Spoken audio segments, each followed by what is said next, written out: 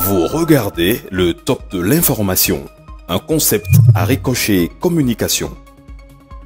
Rejoignez notre liste de diffusion en envoyant top suivi de votre prénom au 97 14 60 00. Bonjour, le matinal scrute toujours l'actualité de l'année passée au Bénin, précisément la branche politique marquée aussi bien par des recompositions que par des actions majeures comme la naissance des blocs de partis politiques proches de la mouvance présidentielle. Ce fut une année stratégique pour les prochains rendez-vous électoraux, une année riche et mouvementée qui a fait place à 2019 qui s'annonce écrit kini favorable aux couches les plus vulnérables de la population. Une option résolument sociale prise par le président de la République est citée dans son adresse à la nation. Les femmes et les jeunes au cœur de l'engagement de Patrice Talon avec environ 430 milliards d'investissements pour un développement harmonieux du pays.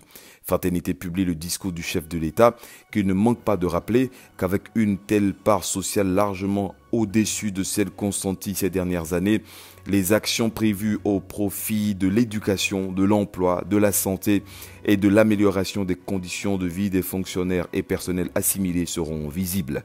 Des réponses sociales pertinentes apportées à de nombreuses préoccupations au cours de la nouvelle année parce que les actions de redressement de l'économie nationale et de la gouvernance seront davantage couronnées de réussite.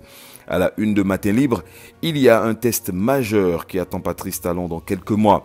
La convocation du corps électoral pour les législatives de mars prochain. Une opération à laquelle les concitoyens en âge de voter seront conviés à condition qu'ils aient leur carte d'électeur. Une préoccupation qui ne serait pas une priorité ni pour le Conseil d'orientation et de supervision de la liste électorale permanente informatisée, ni pour l'exécutif. Au regard des communiqués et appels lancés par la première institution demandant à ceux ayant perdu leur carte d'électeur d'en solliciter le duplicata, le journal Le Shérif Riouanou affirme que garantir une nouvelle carte d'électeur à chaque Béninois risque d'être un casse-tête à l'ère de la rupture. Sur le même sujet, la Task Force citoyenne de la CEDEAO pour la gouvernance, la démocratie et la paix tire la sonnette d'alarme. Notre Temps, le label, amplifie l'appel de Gustave Assa qui met l'accent sur les difficultés budgétaires exprimées par le COSLEPI pour l'établissement et la distribution à bonne date des nouvelles cartes d'électeurs. Idem pour la liste électorale. À la faveur d'une conférence de presse, l'organisation de la société civile sollicite les partenaires techniques et financiers pour une mobilisation de ressources nécessaires à l'organisation dans les meilleures conditions des législatives de cette année.